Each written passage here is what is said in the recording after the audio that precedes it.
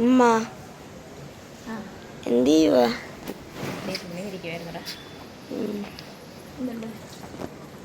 സുഖം. സുഖം. ഇതന്നെ സ്കൂളിൽ പോകാൻ നാളെ പരീക്ഷ തുടങ്ങുമല്ലേ?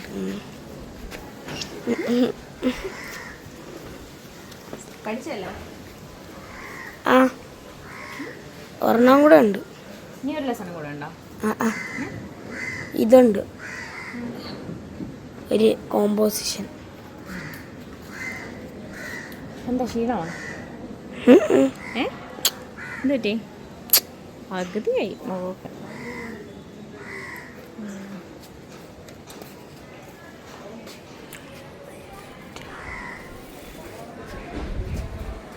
ഉമ്മ ഇന്നെന്താ നോയമ്പ് തുറക്കാൻ?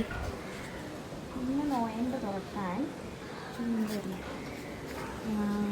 ഉള്ളിവട. എന്ത് ഇറച്ചിയുടെ ഐറ്റംസ് ഒക്കെ അല്ലേ? ഇന്നൊരു ചേഞ്ച് ആവട്ടെ. ഇന്ന് നമ്മുടെ സ്പെഷ്യൽ ഐറ്റം ഉണ്ടാക്കുന്നുണ്ട്. ഇന്ന് മുട്ട കപ്പ ബിരിയാണി. നോമ്പ് തുടങ്ങിയിട്ട് എല്ലാ നോമ്പിനും എനിക്ക് തോന്നുന്നു രണ്ടാമത്തെ നോമ്പിൽ ഞാൻ ഉണ്ടാക്കും. പക്ഷെ ഇപ്രാവശ്യം ഉണ്ടാക്കിയില്ല. കപ്പ ബിരിയാണി അല്ല.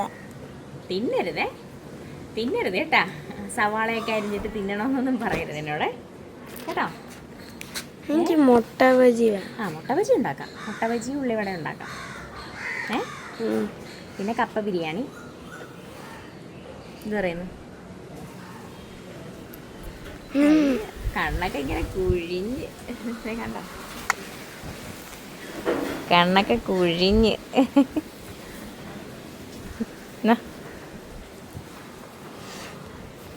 കൈയെല്ലാം പുകയുന്നു.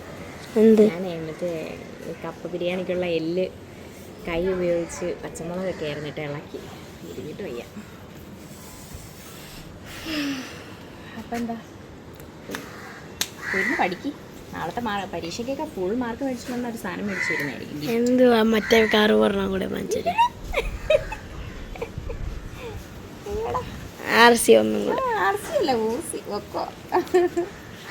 ഏത് സമയവും പറയുന്നതൊക്കെ ഹൈ റേഞ്ച് സാധനങ്ങളൊക്കെയാ.